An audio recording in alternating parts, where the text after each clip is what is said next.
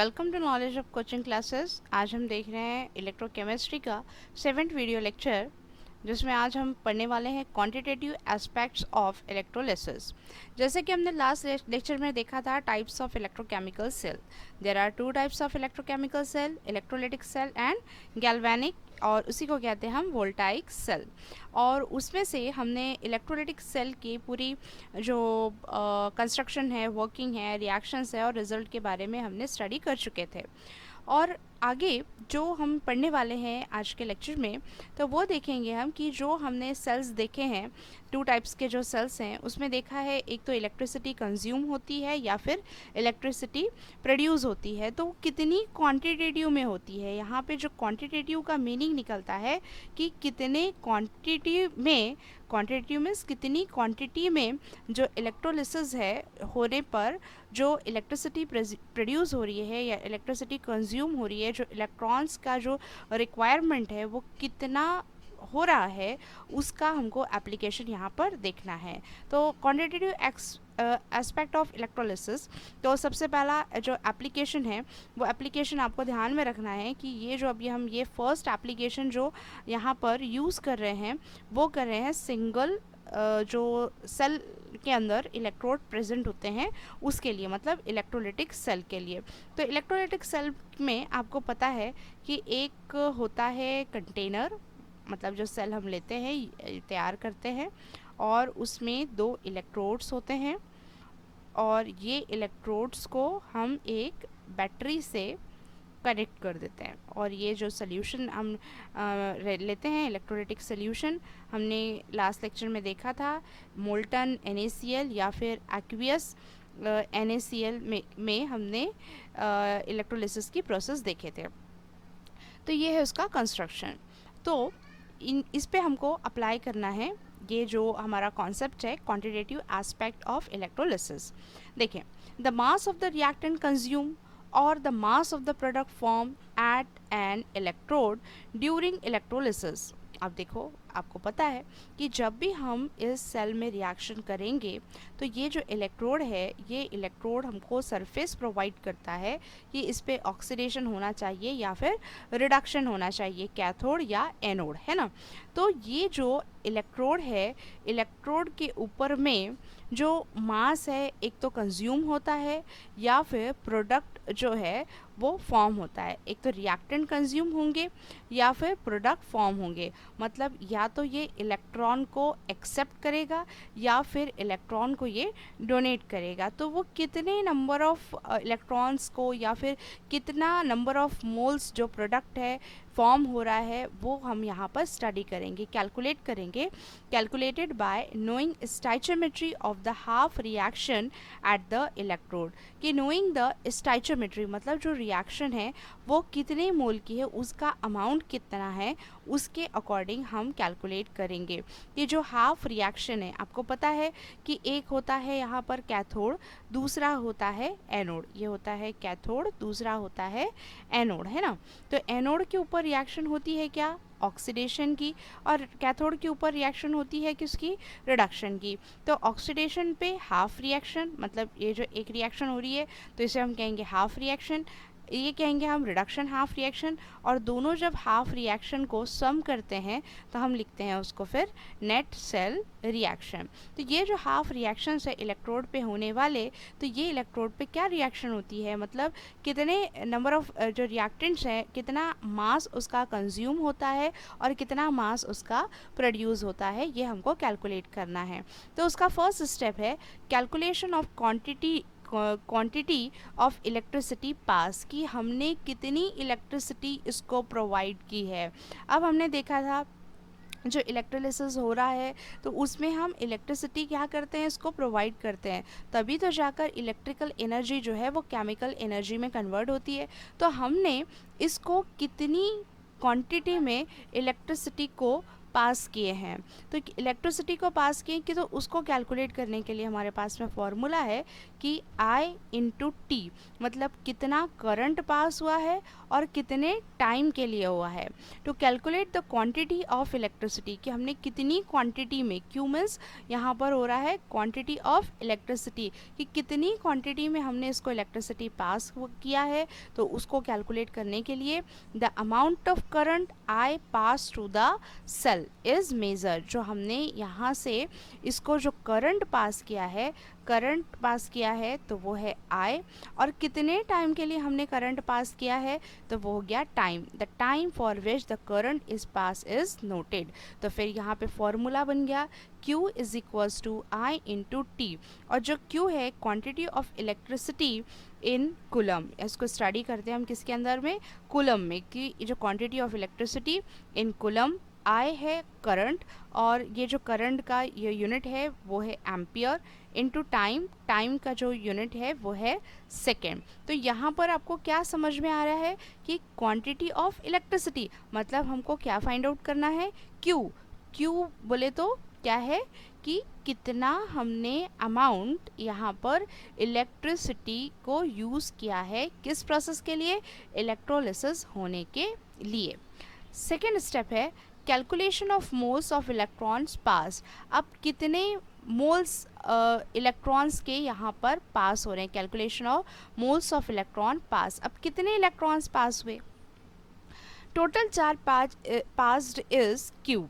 अब जो टोटल हमने देखा कि चार्ज है जो वो है क्यू है, जिसको यूनिट है कुलम।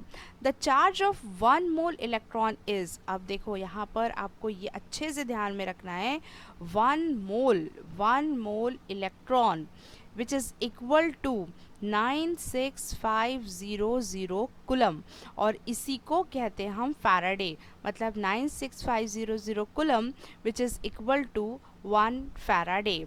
तो यहाँ पर कितने इलेक्ट्रॉन्स एक्चुअली पास्ड हो रहे हैं, यहाँ पर हमको सेकेंड जो कैलकुलेशन है कि number of moles of electron passed. अब देखो हमने क्या किए कि इलेक्ट्रिसिटी उसको प्रोवाइड किए, मतलब हमने करंट पास किए, करंट पास किए मतलब क्या हुआ, इलेक्ट्रॉन पास्ड हुए। तो फिर कितने इलेक्ट्रॉन पास्ड हो रहे हैं, तो moles of electron actually passed, उसके लिए फॉर्मूला है Q, मतलब क्या है, quantity of electricity divided by ये है कुलम 96500, ये है कुलम, मतलब 1 मोल ऑफ इलेक्ट्रॉन के लिए।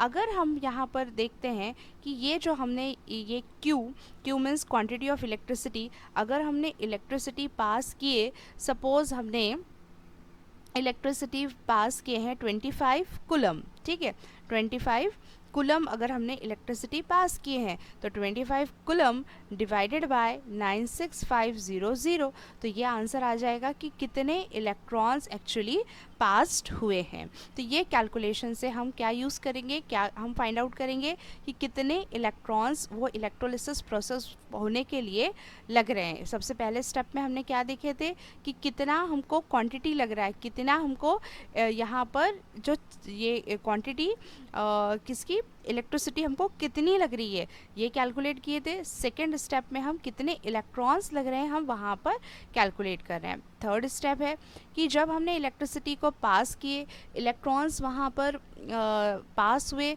तो फिर कितना प्रोडक्ट फॉर्म हुआ। तो फिर कितना प्रोडक्ट फॉर्म हुआ वो डिपेंड करता है इस स्टाइचोमेट्री पे, मतलब इस रिएक्शन पे। जो रिएक्शन हो रही है हाफ रिएक्शन, मतलब जो इलेक्ट्रोड के ऊपर में रिएक्शन हो रही है इलेक्ट्रॉन को देने में या इलेक्ट्रॉन को लेने में, उस पर डिपेंड करता है कि प्रोडक्ट कितना फॉर्म हो रहा है।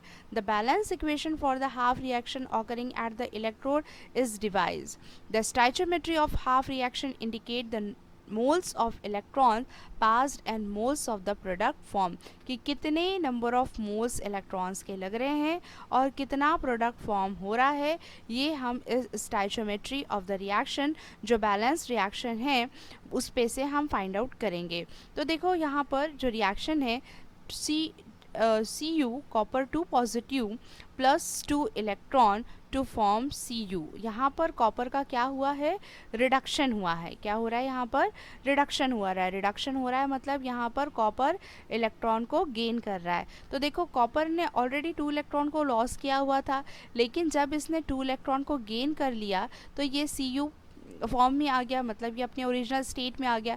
तो यहाँ पर कुछ नहीं है, मतलब 1। तो यहाँ पर कितने मोल कॉपर फॉर्म हो रहा है? 1 मोल कॉपर फॉर्म हो रहा है। लेकिन कितने मोल इलेक्ट्रॉन लग रहे हैं? इलेक्ट्रॉन कितने लग रहे हैं यहाँ पर? 2 इलेक्ट्रॉन लग रहे हैं, मतलब 2 मोल्स इलेक्ट्रॉन लग रहे हैं। कितने मोल्स इलेक्ट्रॉन लग रहे हैं हमारे पास में? 2 मोल इलेक्ट्रॉन। तो 2 मोल इलेक्ट्रॉन से 1 मोल कॉपर जो है वो प्रोड्यूस हो रहा है। देखिए यहाँ 2 moles of electrons are required for the production of 1 mole of copper. कि 1 मोल अगर कॉपर हमको फॉर्म करना है तो उसके लिए हमको 4 मोल ऑफ इलेक्ट्रॉन की ज़रूरत होगी। So we can calculate the moles of product form. तो हम कैलकुलेट कर सकते हैं कि कितने प्रोडक्ट फॉर्म हो रहे हैं, कितने मोल्स के प्रोडक्ट फॉर्म हो रहे हैं। The moles of electrons actually passed are given by the equation. तो ये जो इक्वेशन है ये तो हमको लगेगी ही लगेगी। क्यों लगेगी? क्योंकि कितने नंबर ऑफ इलेक्ट्रॉन्स यहाँ पे लग रहे हैं, नंबर ऑफ इलेक्ट्रॉन्स लग रहे हैं, ठीक है, नंबर ऑफ इलेक्ट्रॉन्स लग रहे हैं। तो हमको पता है कि जो फॉर्मूला है number of electron pass is equals to, जो हमने अभी लास्ट में देखा था, Q डिवाइडेड बाय 96500 कूलम। ये तो जो हमारा जो फॉर्मूला है ये फिक्स्ड है। तो अब देखो अगर हम यहाँ पर 1 मोल यहाँ पर जो कॉपर बन रहा है उसके लिए 2 इलेक्ट्रॉन्स मिल रहा है, तो पूरी जो इलेक्ट्रोलिसिस प्रोसेस हो रही है उसमें number of moles of copper हमको मिलेंगे। अगर सपोज यहाँ पर अगर हम कह रहे हैं कि 3 मोल्स है, ठीक है, 3 मोल्स कॉपर मिल रहा है, तो 3 मोल्स कॉपर मिल रहा है तो हम क्या लिखेंगे? 3Cu2 पॉजिटिव, ठीक है। इसको मल्टीप्लाई कर देंगे पूरी इक्वेशन को 3 से, तो 3 इंटू 2 6, क्योंकि 1 मोल अगर फॉर्म करने के लिए 2 इलेक्ट्रॉन लग रहे हैं तो 3 मोल फॉर्म करने के लिए कितने लगेंगे हमको? 6 इलेक्ट्रॉन। तो 6 इलेक्ट्रॉन ये अगर गेन करेगा तो यहाँ पर हमको मिलेंगे 3 मोल ऑफ कॉपर। तो इस तरीके से हम कैलकुलेट करते हैं number of moles of product form. लेकिन इसके लिए पहले हमको क्या पता करना पड़ेगा? कितने इलेक्ट्रॉन्स पास्ड हो रहे हैं, क्योंकि इलेक्ट्रॉन्स लगेंगे जब भी तो कॉपर जो आयन है वो रिड्यूस्ड होगा। तो इलेक्ट्रॉन्स पहले कैलकुलेट करेंगे और उसके बाद हम यहाँ पर number of moles of product को फॉर्म करेंगे। To simply further we introduce the entity mole ratio given by. अब हम क्या करेंगे कि मोल रेशो का यहाँ पर कॉन्सेप्ट को लेकर आ रहे हैं। Mole ratio, number of moles of product form in the half reaction, number of moles required in the half reaction. तो देखो कि जो number of moles product form हुए हैं, अगर हमने स्टाइचोमेट्रिक कॉपर के लिए फिर से हम लिख रहे हैं Cu2 पॉजिटिव प्लस ये 2 इलेक्ट्रॉन को एक्सेप्ट कर रहा है और ये अपनी ओरिजिनल पोजीशन पे आ जा रहा है। तो इस 1 यहाँ पे कुछ नहीं है, मतलब 1, तो 1 मोल कॉपर को प्रोड्यूस करने के लिए कितने इलेक्ट्रॉन्स, कितने मोल्स के इलेक्ट्रॉन लगे हमको? 2 मोल्स ऑफ इलेक्ट्रॉन्स लग रहे हैं। तो देखो moles of product form in the half reaction, कितने मोल्स प्रोडक्ट के फॉर्म हुए? 1 प्रोडक्ट, ठीक है। Moles of electrons required in the half reaction, कितने मोल्स इलेक्ट्रॉन हमको लग रहे हैं यहाँ पर? 2 मोल्स के इलेक्ट्रॉन लग रहे हैं। तो फिर इसका रेशो क्या आएगा? 1:2 या 1 divided by 2। Therefore moles of product form, अब जो मोल्स प्रोडक्ट फॉर्म हो रहे हैं तो उसको हम यहाँ पर इस तरीके से फॉर्मूला बना देंगे, moles of electrons actually pass into mole ratio. तो मोल्स ऑफ इलेक्ट्रॉन एक्चुअली पास, कितने इलेक्ट्रॉन्स पास्ड हो रहे हैं, कितने इलेक्ट्रॉन्स, कितने नंबर ऑफ इलेक्ट्रॉन्स पास हो रहे हैं, क्योंकि ये इलेक्ट्रॉन के लिए हमको कितने इलेक्ट्रॉन पास हो रहे हैं ये जानना ज़रूरी है। तो moles of electron actually pass, उसके लिए फॉर्मूला है Q divided by coulomb. 1 coulomb is equals to 96500 coulomb per mole electron into mole ratio. अब आपको पता है कि ये जो क्वांटिटी ऑफ इलेक्ट्रिसिटी जो प्रोड्यूस हो रही है, जो क्वांटिटी ऑफ इलेक्ट्रिसिटी का हम जिक्र कर रहे हैं Q का, अगर हमको Q डायरेक्टली नहीं पता है तो Q is equals to I into T, जो पहला वाला मेथड है वही यूज़ करना है। तो Q की जगह क्या आ गया? I into T divided by 96500 into mole ratio. तो यहाँ पर ये हो गया हमारे पास में ये फॉर्मूला किसके लिए हो गया? Number of electron passed, number of electron pass कि कितने इलेक्ट्रॉन हम इस इलेक्ट्रोलिसिस प्रोसेस के लिए यूज़ कर रहे हैं। Calculation of mass of product, अब कितना मास, क्योंकि प्रोडक्ट तो फॉर्म हो गया, तो प्रोडक्ट फॉर्म हो रहा है तो उसका मोल हमने पता किए, लेकिन मास अगर पता करना है तो mass of the product is equals to mass number of moles of product into molar mass of product. तो मोल्स ऑफ प्रोडक्ट अभी हमने लास्ट में देखे, हमने मोल्स ऑफ प्रोडक्ट के लिए कि I into T divided by 96500 into mole ratio, तो वही हो गया I into T 96500 coulomb per mole electron into mole ratio. इसका जो फॉर्मूला है ये एज इट इज़ हमने यहाँ लिख लिए। जब हम कैलकुलेशन करेंगे तो इसका डायरेक्टली हम आंसर लिखेंगे, यहाँ पर हमारे पास डायरेक्ट आंसर नहीं है, तो ये जो मोल्स ऑफ प्रोडक्ट है तो मोल्स ऑफ प्रोडक्ट का हमने यहाँ पर फॉर्मूला लिख लिए, और into molar mass of product, जो मोलर मास रहेगा प्रोडक्ट का जितना भी रहता है उसको यहाँ पर इस मोल्स ऑफ प्रोडक्ट से इसको मल्टीप्लाई कर देंगे तो आंसर आ जाएगा मास ऑफ प्रोडक्ट। तो ये सारा जो हमने अभी निकाला है ये फॉर्मूला ही निकाला है, और इस फॉर्मूले से ही हमको ध्यान में रखना है। ये फॉर्मूले को ध्यान में रखते हुए इसी के हम न्यूमेरिकल सॉल्व करने वाले हैं। तो ये सिर्फ ये था कि हम ये जो अप्लाई करें हैं क्वांटिटेटिव एस्पेक्ट कि कितनी क्वांटिटी में मास जो है वो प्रोड्यूस हो रहा है, कितने नंबर ऑफ इलेक्ट्रॉन्स प्रोड्यूस हो रहे हैं, उसके लिए ये सिंपल कैलकुलेशंस थी। अब हमको देखना है अभी तक के जो देखा है हमने कि वो इलेक्ट्रोलिटिक सेल, मतलब एक ही सेल था और उसके अंदर दो इलेक्ट्रोड्स जो थे वो डिप थे, इसके लिए हमने कैलकुलेशन यहाँ पर देखा। अब अगर हमारे पास में गैल्वेनिक सेल है मतलब दो अलग अलग सेल हैं और इसमें इंडिविजुअली इलेक्ट्रोड जो है वो डिप है और वो इस तरीके से कनेक्ट है, तो फिर हम इसके लिए ये कैसे अप्लाई करेंगे तो वो हमको देखना है।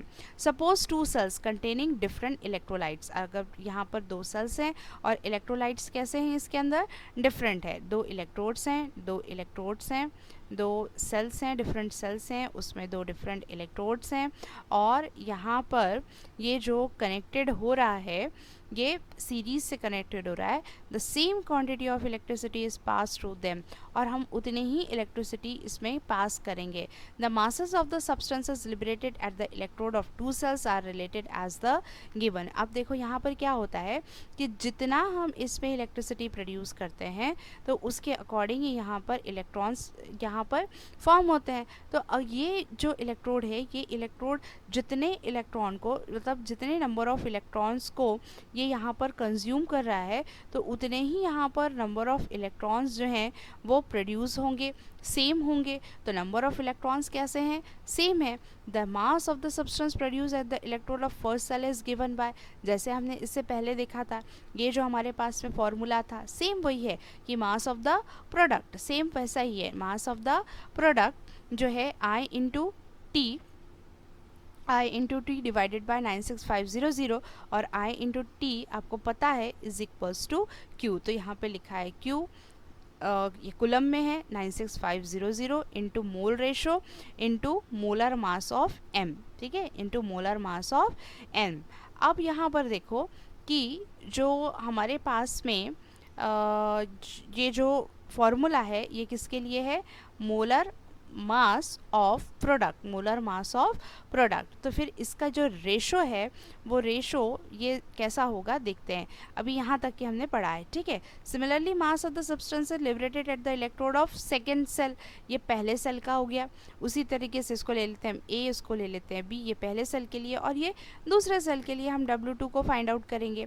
लेकिन जितने नंबर ऑफ इलेक्ट्रॉन्स ये कंज्यूम कर रहा है उतने ही नंबर ऑफ इलेक्ट्रॉन को ये प्रोड्यूस करेगा। तो नंबर ऑफ इलेक्ट्रॉन्स या नंबर ऑफ चार्ज क्या हो जाएगा, इसका क्वांटिटी जो इलेक्ट्रॉन्स की है वो सेम होगी, क्योंकि नंबर ऑफ इलेक्ट्रॉन जितने वो कंज्यूम करेगा उतने ही नंबर ऑफ इलेक्ट्रॉन को प्रोड्यूस करेगा। इसलिए ये और ये वैल्यू क्या हो जाएगी, यहाँ पर कैंसिल हो जाएगी, और कैंसिल होने के बाद में हमारे पास जो बचेगा वो बचेगा ये W1 के लिए, मतलब ये A वाले जो इलेक्ट्रोड है उसके लिए ये वैल्यू बचेगी हमारे पास में, और जो दूसरा है वो दूसरा है हमारे पास में ये, मतलब ये सेकेंड वाले जो कंटेनर के लिए सेकेंड वाले इलेक्ट्रोड के लिए वैल्यू है वो है। तो W1 यहाँ पर आएगा W2, यहाँ मोल रेशो आएगा फर्स्ट सब्सटेंस का, तो ये मोल रेशो आएगा ये सेकेंड सब्सटेंस का।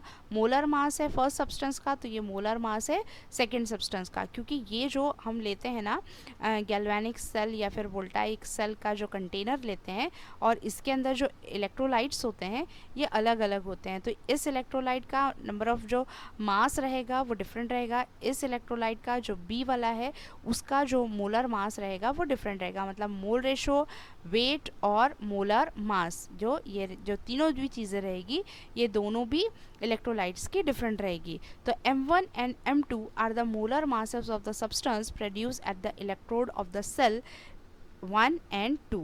ये जो 1 एंड 2 हमारे पास में है, जो इलेक्ट्रोड हमने यहाँ A एंड B लिख दिया, तो इसके जो यहाँ पर मासेस है M1 और M2, बिकॉज ये जो Q डिवाइडेड बाय 96500 है is the same for both, क्योंकि दोनों के लिए क्या रहेंगे ये सेम रहेंगे, क्योंकि नंबर ऑफ इलेक्ट्रॉन्स जो हैं वो सेम लगेंगे, क्योंकि जितने इलेक्ट्रॉन्स जो वो कंज्यूम करेगा तो उतने ही इलेक्ट्रॉन को वो प्रोड्यूस करेगा। इसलिए ये जो बोथ साइड से जो क्वांटिटी ऑफ इलेक्ट्रिसिटी है उसको हमने यहाँ पर कैंसिल कर दिया। तो अब जो रिमेनिंग बचा है, तो ये देखो ये A के लिए W1 divided by mole ratio 1 and into M1 is equals to, ये हो गया W2 mole ratio of second substance into molar mass of second substance. तो ये जो दो अलग अलग कंटेनर में इलेक्ट्रोलाइट्स हैं इसके लिए हम यहाँ पर ये फॉर्मूले को जनरेट करें हैं, तो आपको ये वाला फॉर्मूला याद में रखना है। अभी जो हमने फॉर्मूलेज देखे हैं वही फॉर्मूलेज को यहाँ पर अप्लाई करेंगे इन न्यूमेरिकल्स में।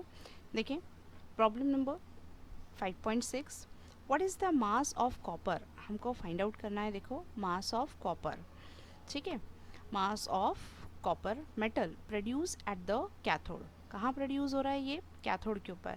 देखो ये बहुत छोटी छोटी सी चीज़ें आपको ध्यान में रखना ज़रूरी होता है कि मास of the copper produce at cathode, cathode पे प्रोड्यूस हो रहा है। कैथोड पे प्रोड्यूस हो रहा है मतलब कि कैथोड जो है वहाँ पर रिडक्शन होता है, और रिडक्शन होता है मतलब कॉपर ने इलेक्ट्रॉन को गेन किया जब भी ये 2 पॉजिटिव स्टेट में आया है, ठीक है। तो इसने जब इलेक्ट्रॉन को गेन कर रहा है तो उसको कितना करंट लगा है, 5 एम्पियर करंट। तो करंट लगा है, तो करंट यहाँ पर हम किससे डिनोट करते हैं, I से, I is equals to 5 ampere, है ना, through CuSO4 solution for 100 minute. और कितना टाइम लगा है उसको, कितने टाइम तक के हमने उसको करंट प्रोवाइड किया है, 100 मिनट के लिए। अब देखो हमको फाइंड आउट करना था मास ऑफ द कॉपर, मतलब फाइंड आउट करना था हमको W की value.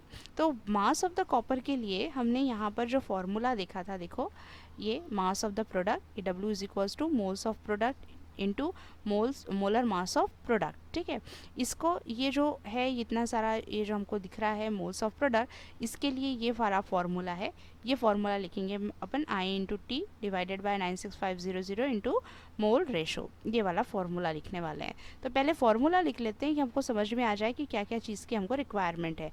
W is equals to I into T divided by 96500 coulomb into यहाँ पर आता है mole ratio into molar mass of the substance, molar mass of substance. Molar mass कौन सा है यहाँ पर, कॉपर है, तो इसलिए हमने यहाँ पे कॉपर लिख दिया डायरेक्टली, ठीक। तो अब ये देखो I की वैल्यू मिल गई हमको, T है ये तो कांस्टेंट है, into mole ratio, mole ratio नहीं पता है, molar mass of copper, molar mass of copper ये गिवन है, चलो ठीक है लिख लेते हैं। कॉपर का मोलर मास 63.5 ग्राम मोल इनवर्स, ठीक है। अब ये आ गया।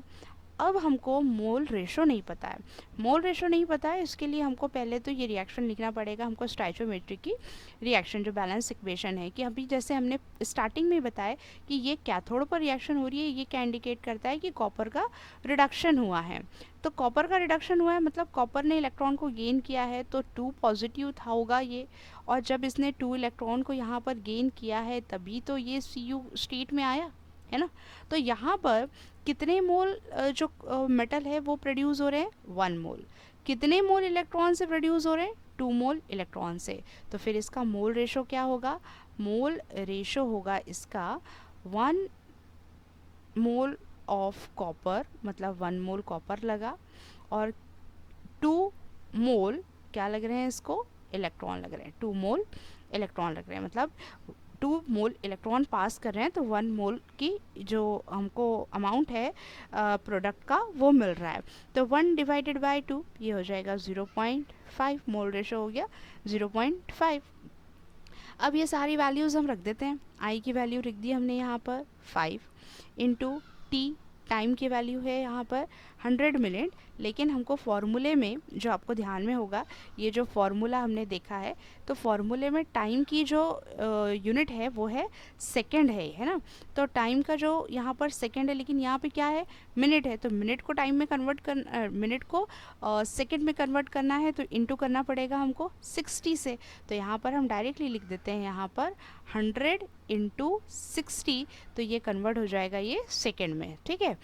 Divided by 96500 into mole ratio आ गया 0.5, molar mass of copper already given है 63.5। अब ये जितने भी हमको नंबर्स दिखते हैं इनका हम लॉग निकालेंगे, फिर नीचे वैल्यू का जो है वो लॉग निकालेंगे, लॉग की होगी वहाँ पर सब्सट्रैक्शन करके आप निकालेंगे एंटी लॉग, और anti log will be the final answer होगा इसका 9.87। और देखो ये मास हमने हम यहाँ पे मास फाइंड आउट कर रहे हैं, तो मास का यूनिट क्या होगा, ग्राम होगा। तो जो हम देख रहे हैं कि what is the mass of copper, तो mass of copper is 9.87 gram. ऐसे ही एक यहाँ पर सेकेंड आता है numerical, how long will it take to produce 2.415 gram of Ag। कितना टाइम लेता है 2.415 ग्राम ऑफ Ag मेटल को प्रोड्यूस करने के लिए। How will take it time, मतलब टाइम हो रहा है यहाँ पर, मीन्स टी हमको फाइंड आउट करना है। टी फाइंड आउट कब करना है, कि जब Ag प्रोड्यूस हो रहा है और ये ग्राम में है, मतलब ये Ag का सिल्वर का हमको यहाँ वेट गिवन है, मास गिवन है ना, Ag का मास गिवन है, मतलब W गिवन है, W is equals to 2.415 gram. By passing a current of 3 ampere, लेकिन इतना जो वेट हमको जो मिला, इसका जो मास मिला वो कब मिला, जब हमने 3 एम्पियर करंट को पास किए। तो एम्पियर करंट पास हो रहा है, करंट के लिए I is equals to 3 ampere. Molar mass of silver है Ag is equals to 107.9 gram mole inverse, ठीक है।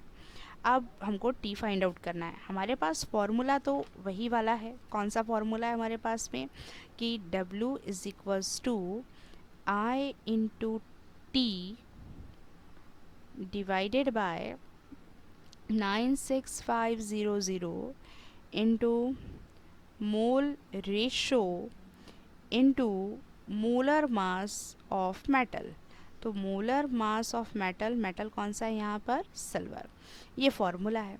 अब लेकिन हमको तो निकालना है टी, तो टी के लिए ये फॉर्मूला क्या हो जाएगा, T is equals to W into, ये हो गया D is equals to W into 96500 divided by I into mole ratio into molar mass of silver, ये फॉर्मूला हो जाएगा।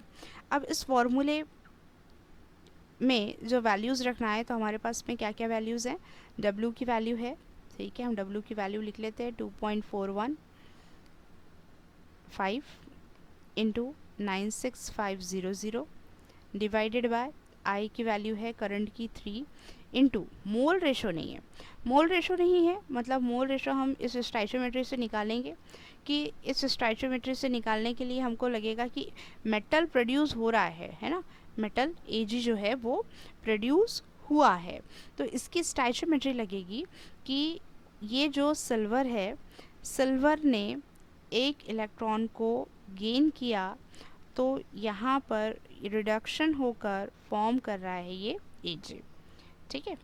तो अब यहाँ पर कितने इलेक्ट्रॉन लगे, 1 इलेक्ट्रॉन। कितने मोल यहाँ पर जो मेटल प्रोड्यूस हुआ, 1। तो फिर मोल रेशो क्या आएगा इसका, मोल रेशो आएगा 1। यहाँ पर हमको लग रहा है 1 मोल मिला हमको मेटल, और 1 मोल लग रहा है हमको इलेक्ट्रॉन, 1 मोल इलेक्ट्रॉन। ठीक है, तो 1 इंटू 1 बोले तो ये तो आ जा रहा है 1 ही हमारे पास में है ना। तो फिर ये वैल्यू 1 लिख लेंगे into molar mass of Ag, मतलब 107.9। अब ये ऊपर की जो वैल्यू है इनका लॉग निकालेंगे, नीचे की वैल्यूज़ का लॉग निकालेंगे, दोनों लॉग का सब्सट्रैक्शन करेंगे, सब्सट्रैक्शन करने के बाद में anti log, and that will be the final answer. तो आंसर आएगा 720 सेकेंड। सेकेंड में कन्वर्ट करना है, ठीक है। वैसे आएगा आपका मिनट में, तो मिनट में रहेगा ये 12 मिनट, और उसको सेकेंड में कन्वर्ट करेंगे तो आ जाएगा 720 सेकेंड। नेक्स्ट क्वेश्चन है, how many moles of electrons are required for reduction of 3 moles of Zn2 positive to Zn? How many faradays of electricity will be required? ये तो बहुत ही आसान सा क्वेश्चन है। देखो यहाँ पर कह रहा है रिडक्शन प्रोसेस हो रही है। रिडक्शन कैसे हो रही है कि Zn2 पॉजिटिव से कन्वर्ट हो रहा है Zn में, तो Zn2 पॉजिटिव से कन्वर्ट हो रहा है ये Zn में, ठीक है। तो Zn जो है वो रिड्यूस हुआ क्योंकि इस Zn ने 2 इलेक्ट्रॉन को एक्सेप्ट किया। जब ये 2 इलेक्ट्रॉन को एक्सेप्ट करेगा, ये 2 इलेक्ट्रॉन को एक्सेप्ट करेगा, जभी तो ये Zn में कन्वर्ट हुआ ना। तो जिंक को रिडक्शन होने के लिए 2 इलेक्ट्रॉन की रिक्वायरमेंट हुई, है ना। तो फिर 2 मोल्स इलेक्ट्रॉन्स लगे हैं इसको। कितने मोल्स इलेक्ट्रॉन लगे हैं इसको, 2 मोल्स इलेक्ट्रॉन्स लगे हैं। अब कह रहा है कि how many moles of electrons are required for reduction of 3 moles. अब यहाँ पर 3 मोल्स है, मतलब ये रिएक्शन को आप 3 से मल्टीप्लाई कर दो, रिएक्शन 3 मोल्स की बनाना है। तो 3 से अगर मल्टीप्लाई कर देंगे तो ये हो जाएगा 3 Zn2 पॉजिटिव, ये 3 multiply by 2, 3 2 6 electron to form, ये हो जाएगा 3 Zn, ये हो गया 3 Zn। तो 3 मोल ऑफ Zn मिल गया। तो इस 3 मोल ऑफ Zn को प्रोड्यूस करने के लिए कितने नंबर ऑफ इलेक्ट्रॉन्स हमको लगे हैं, 6 इलेक्ट्रॉन्स लगे हैं। कितने इलेक्ट्रॉन्स लगे हैं हमको, 6 इलेक्ट्रॉन्स लगे हैं। तो देखो जाहिर सी बात है कि अगर 1 मोल के लिए अगर हमको 2 इलेक्ट्रॉन्स लग रहे हैं तो फिर 3 मोल्स के लिए हमको 6 इलेक्ट्रॉन्स लगेंगे, है ना। तो 6 mole of electrons 3 mole of Zn को प्रोड्यूस करने के लिए लग रहे हैं, ठीक है। अब कह रहा है कि how many faradays of electricity will be required, कि how many how many faradays. अब आपको पता है कि जो 1 मोल ऑफ इलेक्ट्रॉन, ठीक है, 1 mole of electron, 1 mole of electron is equals to 96500 coulomb, और 96500 coulomb is equals to 1 faraday. तो फिर हमको कितने number of moles of electrons लगे हैं, 6 मोल ऑफ इलेक्ट्रॉन। तो 6 मोल ऑफ इलेक्ट्रॉन के लिए फिर फैराडे कितने लगेंगे, 6 फैराडे, है ना, क्योंकि 1 मोल ऑफ इलेक्ट्रॉन के लिए फैराडे कितना लग रहा है, 1 फैराडे। तो 6 मोल ऑफ इलेक्ट्रॉन के लिए कितने लगेंगे, 6 फैराडे, मतलब 6 faraday electricity will be required. बड़ा सिंपल सा ये क्वेश्चन था कि how many moles of electrons are required, कितने मोल्स ऑफ यहाँ पर हमको इलेक्ट्रॉन्स रिक्वायर्ड रह रहे हैं, 6 मोल्स ऑफ इलेक्ट्रॉन, ठीक है, 6 मोल ऑफ इलेक्ट्रॉन। ये हो गया आपका पहला आंसर। सेकेंड आंसर है how many faradays of electricity will be required, 6 faraday electricity will be required, ठीक है।